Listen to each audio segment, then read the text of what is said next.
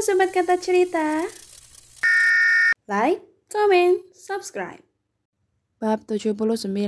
Melamar Lea Lestari. Setelah kejadian kemarin saat Lea diperlakukan kasar oleh Rian, Lea tidak mengajar Alisa selama 2 hari, terlebih orang tuanya sedang dirawat di rumah sakit. Namun karena memang sudah menjadi kewajiban Lea menjadi guru les privat Alisa, membuatnya kembali datang ke kediaman Revalino untuk mulai mengajar lagi. Bukan hanya itu, masih banyak pertanyaan di benak Lea tentang pekerjaan apa yang akan Alvin berikan kepada Lea, karena sebelumnya Alvin belum memberitahukannya.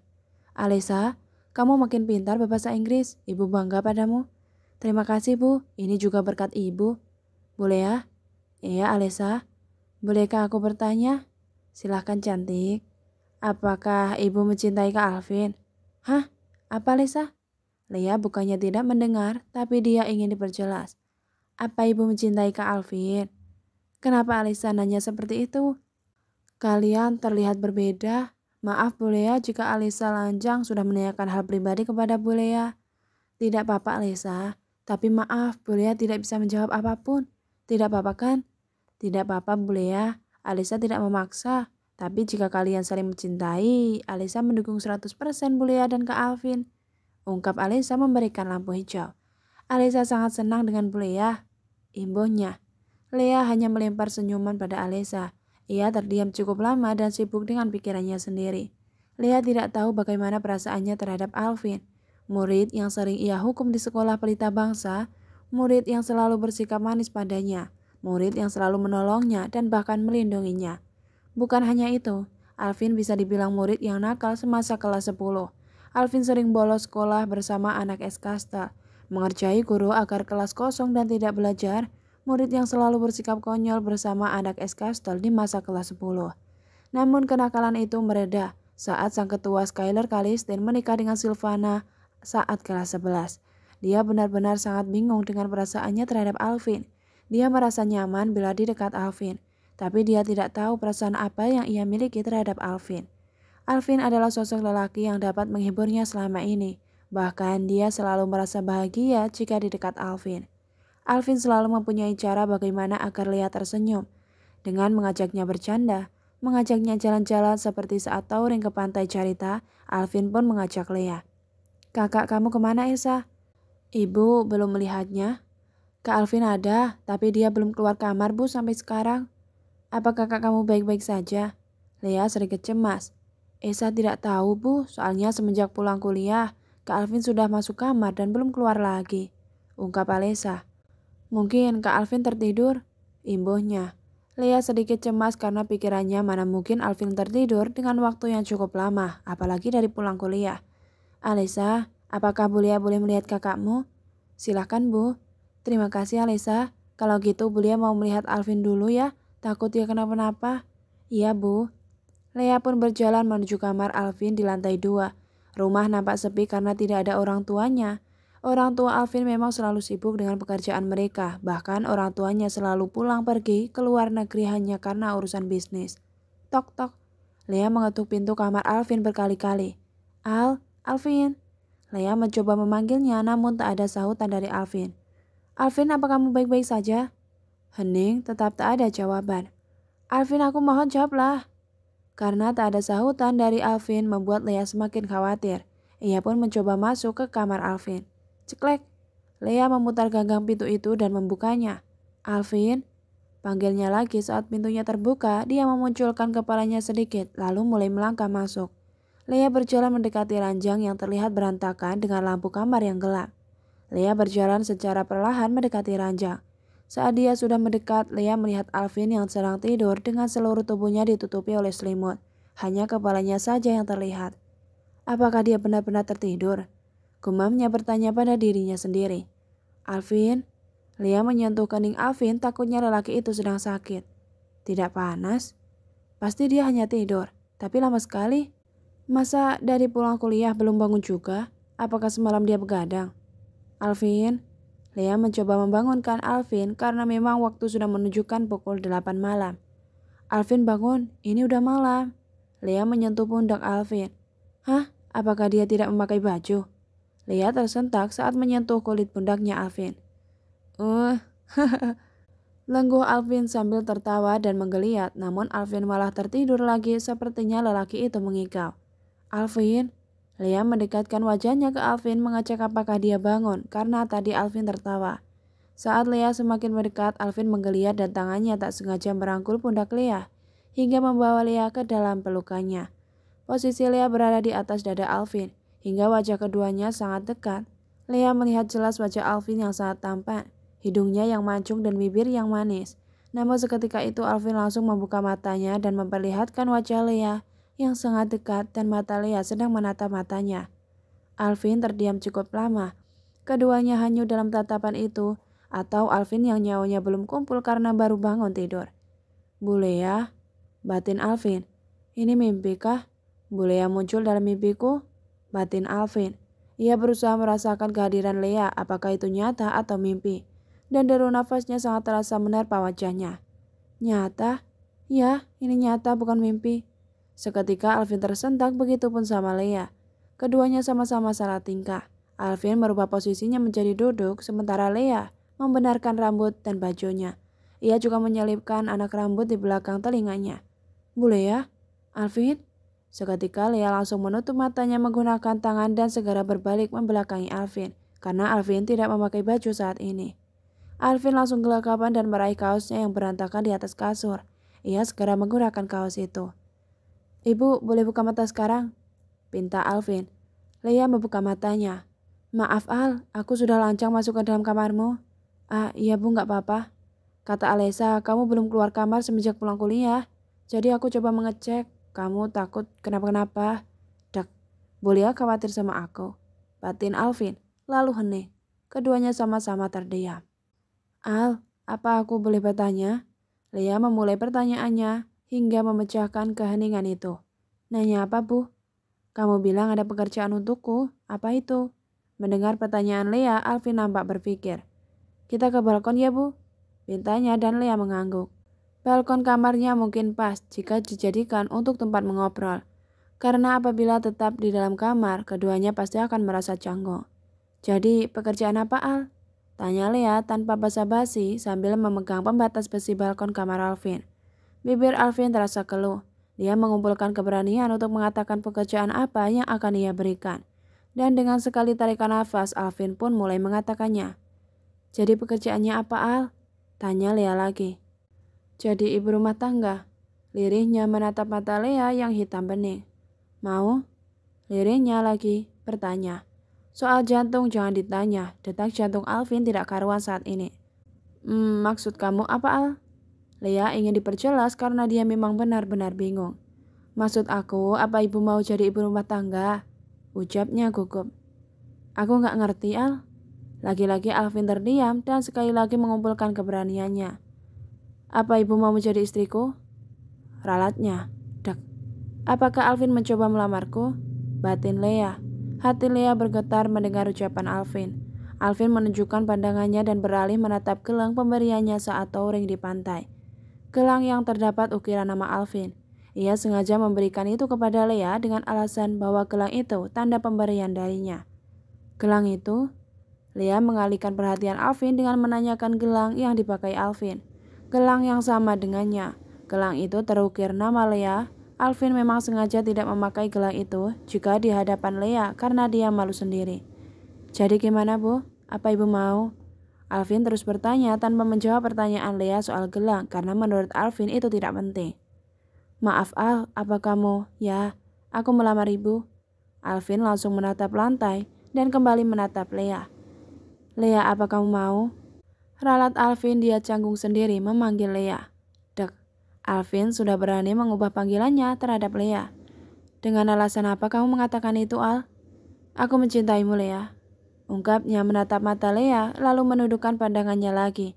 Dia tidak kuat jika ia berlama-lama menatap wanita yang ia cintai. Al, kamu pasti bercanda kan? Pasti nyawanya belum kumpul. Enggak Lea, aku enggak bercanda. Dan aku sadar aku enggak lagi ngantuk. Terang Alvin. Apa ini?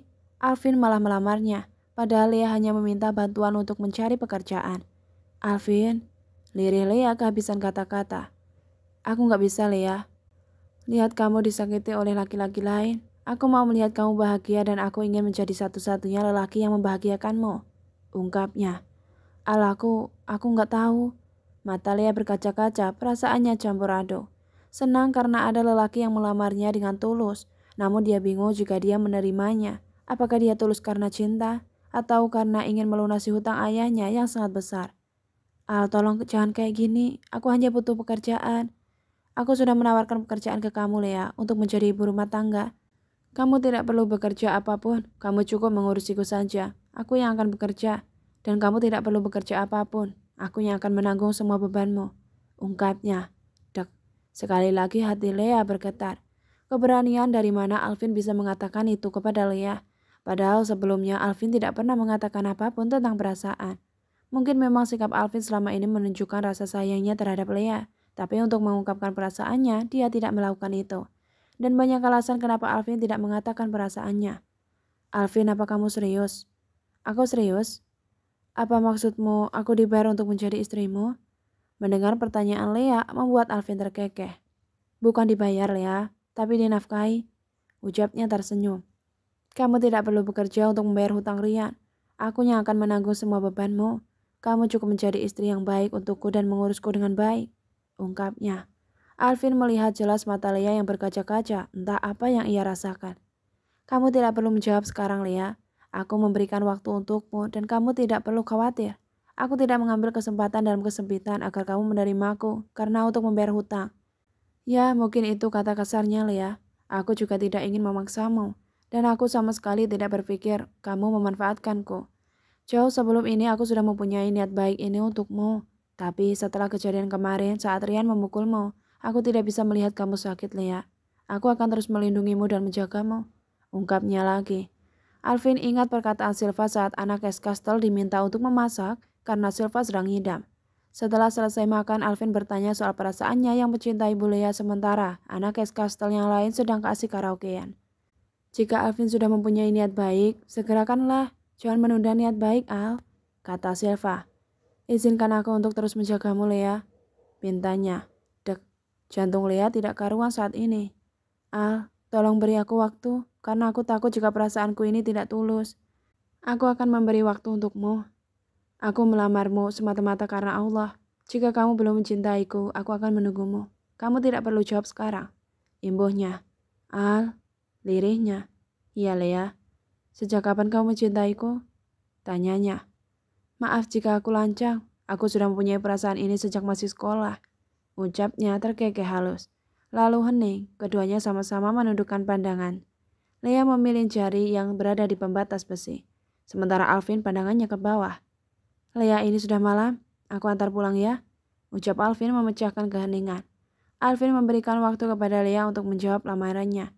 Dia tidak ingin memaksa Lea karena dia tidak ingin jika Lea merasa risih terhadapnya. Di sekolah Pelita Bangsa sedang merayakan ulang tahun. Seperti tahun-tahun sebelumnya, sekolah akan mengadakan perlombaan antar sekolah. Namun di tahun ini ada yang berbeda, karena tahun ini sekolah mengadakan perlombaan memasak. Atala yang sekarang sudah memiliki bisnis kuliner, dia dipercaya untuk menjadi juri di perlombaan itu. Suatu kebanggaan baginya bisa menjadi juri di sekolah tempatnya mencari ilmu. Sebagai sahabat yang mempunyai solidaritas yang tinggi, Atala mengajak para anak Castle untuk datang ke sekolah. Bukan hanya untuk merayakan ulang tahun sekolah, tapi juga ingin mengajak mereka berkumpul mengenang masa putih abu-abu. Anak Castle bisa datang ke sana namun bukan pas hari H, karena memang tidak semua mempunyai waktu luang yang tepat. Akhirnya mereka memilih waktu saat Atala menjadi juri. Skylar, Silva, Dion, Alvin, Raymond, dan Atala mereka sudah mengatur waktu saat tidak ada kelas. Anak-anak, bagi yang tidak mengikuti lomba harap membersihkan kelas masing-masing, pinta Bu Guru. Ya, Bu, masa harus bersih-bersih sih? Keluhan mereka. Sudah, jangan banyak protes. Besok hari H ulang tahun sekolah, setiap kelas harus terlihat bersih, pintanya. Aduh, keluh Mutiara yang langsung hendak keluar dari kelas. Mutiara, teriak Bu Guru. Apa sih, Bu? Sahutnya jengah. Bersih-bersih, perintah guru. Suruh aja mereka, Bu. Mochi malah melempar pekerjaannya kepada semua murid di kelasnya. Wuh, sorak mereka. Apa lu, apa? Tantang Mutiara. Sudah, dan kamu Mutiara, kamu harus bantu teman-temanmu untuk membersihkan kelas. Perintah tegas Bu Guru. Iya, Bu, jawab Mochi jengah. Bu guru telah berlalu dan Mochiara mulai memerintahkan teman-temannya. Lo nyapu dan lo bersihkan kaca jendela, lo buang sampah dan lo ngepel. Perintah Mochiara. Terus lo apa Mochi? Tanya mereka. Pekerjaan gue itu berat. Apa itu? Mengawasi kalian dan menilai pekerjaan kalian. Ya, enak di lu itu mah Mochi. Mochi malah cengengesan. Karena semua teman-temannya protes kepada Mochiara, akhirnya dengan terpaksa dia membersihkan kelasnya. Mochiara terdapatkan tugas membersihkan kaca jendela kelas bagian luar. Seharusnya gue ikut lomba aja, biar gak bersih-bersih. Lomba jahilin orang. Tawanya. Di saat Mochiara sedang membersihkan kaca jendela, Atala melintas di sana. Dia mau datang ke kantor guru untuk menemui para guru. Ayo lo, ayo. Makanya jangan suka jahilin orang. Teman-teman Ciara malah menggoyangkan meja sebagai pijakan Ciara untuk membersihkan kaca. Weh, jangan dong, gue bisa jatuh nih. Cegah Ciara. Ya, takut juga kan lo. Tapi lu sering jahilin kita, rasain lu. Gimana rasanya dijahilin? Sembur mereka menjahili Ciara hanya buat candaan semata. Mereka terus menggoyangkan meja yang Ciara naiki hingga meja itu bergoyang dan Ciara ketakutan. Woi, berhenti dong, gak lucu ya? Teriak Mochi. Ah, jangan dong. Mochi menempelkan telapak tangannya ke kaca dengan kaki yang terus bergetar. Semakin mejanya bergoyang, pijakan Ciara semakin bergetar. Hingga dia mundur dan menginjak membatas meja. Sontak saja Ciara terjengkak. Ah! Teriak Mochiara. Pek! Mochiara menubruk Atala yang melintas di belakangnya. Atala yang sedang fokus memainkan HP-nya terkejut karena Mochi menubruknya secara tiba-tiba dari atas meja. Prak! HP Atala terlepas dari tangannya dan jatuh pecah. Buk! Mochiara dan Atala terjatuh ke lantai dengan posisi Mochiara berada di atas tubuh Atala. Bibir Mochiara mendarat di bibir Atala. Sontak mata Atala terbelalak dan beradu dengan mata Mochi yang sama-sama terbelalak. Jerit Mochi tertahan karena syok telah mencium bibir Atala. Mochiara langsung bangkit, begitupun dengan Atala.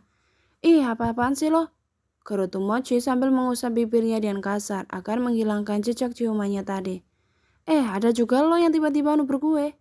Atala berbalik menyalahkan Ciara. Cie yang ejek teman-teman Ciara sambil berdeham menyindir ciuman tadi. Hingga tawa dan surakan tak terkendali memenuhi depan kelas Ciara.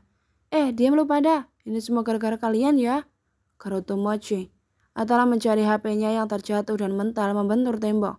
Kondisi layarnya pecah. Sontak saja itu membuatnya geram. Mochiara! Panggil Atala geram hingga tangannya mengepal ke udara dengan menahan amarahnya. Mochiara menganga seperti akan diterkam oleh harimau. Lihat HP gue. Atala menuju kondisi layar HP-nya yang pecah. Kuku gue. Mochiara gagap. Gua gue. Ganti. Sembur Atala dan meninggikan suaranya saat mengatakan ganti. Guys, kita masuk yuk bersih-bersih biar kelas kita kinclong hingga mengeluarkan celing dan bersinar. Kata teman-teman Mochiara meneriaki yang lain mau lepas tanggung jawab dan meninggalkan Mochiara. Tunggu gue dong. Teriak Mochiara. Dia cengengesan menatap Atala.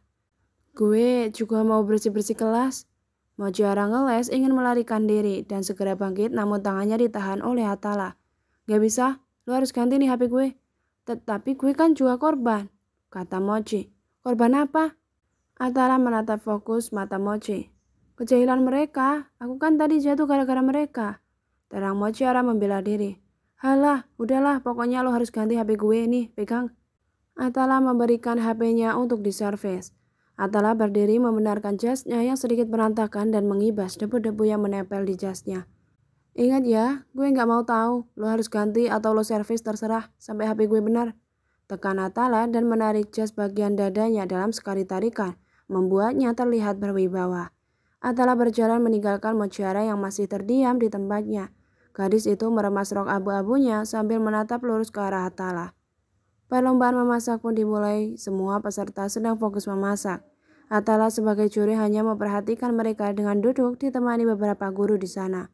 Sementara Alvin, Dion, dan Raymond baru saja datang. Saat mereka mau menyusul Atala di ruang perlombaan memasak, tidak sengaja mereka berpapasan dengan Lea. Bu Lea makin cantik aja. Sapa Dion, sedangkan Alvin terus mengalihkan pandangan dan sesekali mencuri pandang dengan Lea. Ion, saut Lea. Bu Lea nggak mau hukum si Alvin. Sindir Dion dengan nada yang mengejek. Ion, tekan Alvin menyenggol lengan Dion. Lea hanya tersenyum, dia benar-benar canggung bila berhadapan dengan Alvin, terlebih tentang lamaran Alvin tempo hari. Membuatnya tidak bisa bersikap bebas terhadap Alvin. Udah yuk, Ion, kita samperin Atala, kata Alvin saat melihat Lea yang terlihat canggung. Ya elah, katanya lu kangen sama Bu Lea, sindir Dion hingga Lea salah tingkah, matanya menatap ke bawah dan melirik dengan tak menentu. Ion gak lucu, tekan lagi Alvin. Dion terus saja menggoda Alvin dan Lea. Ya udah, ibu permisi ya, pamit Lea. Ya bu, saut Dion. Makin lama, Bu Lea makin kalem ya, puji Dion. Apaan sih lo? Sembur Alvin. Gue jadi curiga, biasanya Bu Lea bersikap galak ini, kok cute gitu? Dion sedikit lebay saat mengucapkan cute. Jangan-jangan ada apa-apa? Dion menaikkan kedua alisnya di depan Alvin. Makin ngawur lo, Yon. Yuk Mon, kita samperin Atala, ajak Alvin. Jangan lupa, di sana ada Raymond loh, si makhluk dingin yang dinginnya kebangetan seperti berada di kutub utara. Cih, baper. Dion mewek menatap punggung kedua sahabatnya yang berlalu. Silva dan Skylar berada di kantor mereka sedang menemui beberapa guru untuk sekedar tegur sapa dan menanyakan kabar. Gimana kabarnya Pak? Skylar mendekati meja Pak Sanjay. Seperti yang kamu lihat, jawabannya tanpa menoleh. Sombong banget. Kita kenal, tanya Pak Sanjay sengaja membuat lelucon. Menurut Bapak, prima sekolah kan? Bukan Pak, tapi cowok tampan. Semua guru malah muntah. Tawa memenuhi kantor karena mereka terus membuat lelucon dengan mantan berandal sekolah. Seharusnya kamu minta maaf sama kita karena sudah banyak dosa kamu, ujar guru yang lain. Tawa Skylar. Terakhir, lu naruhin lem di kursi Pak Daman kan biar gak ngajar matematika, ujar Bonita. Tawa Skylar. Murid durhaka emang, saut Pak Sanjay. Tawa Skylar lagi. Silva, kamu tahan tinggal sama makhluk seperti ini, sindir Pak Sanjay terkekeh. Ya, sedikit menjengkelkan sih Pak, canda Silva. Silva, kamu malah ikut-ikutan nyerang lagi, tawa Skylar peringat istrinya. Setelah mengobrol dengan para guru, mereka pun pamit. Kita susul Atala aja, Sil. Kak Silva, teriak Mochiara dari koridor sekolah dan menghampiri keduanya. Kak Silva mau kemana? Mochi, kakak mau lihat lomba masak. Mochiara ikutnya. Ayo. Mochiara ikut melihat perlombaan memasak bersama mereka.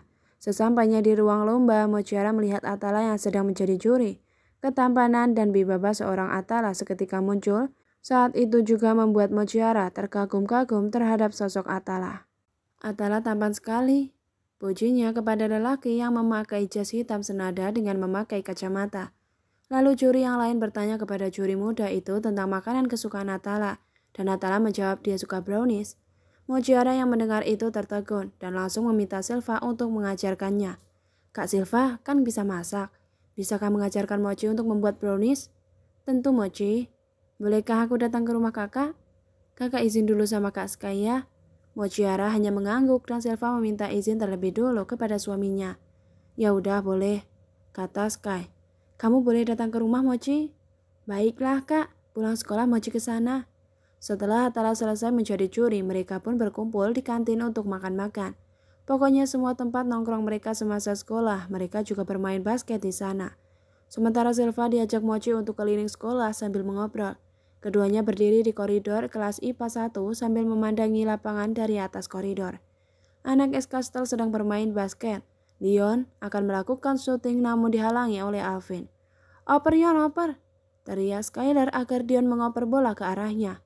Bukannya dioper, Dion malah mengerjai Alvin dengan mengalihkan bola ke kanan dan ke kiri, membuat Alvin tidak kebagian bola. Bu Lea! Teriak Dion mengalihkan perhatian Alvin seketika Alvin diam di tempatnya dan celingukan mencari Lea.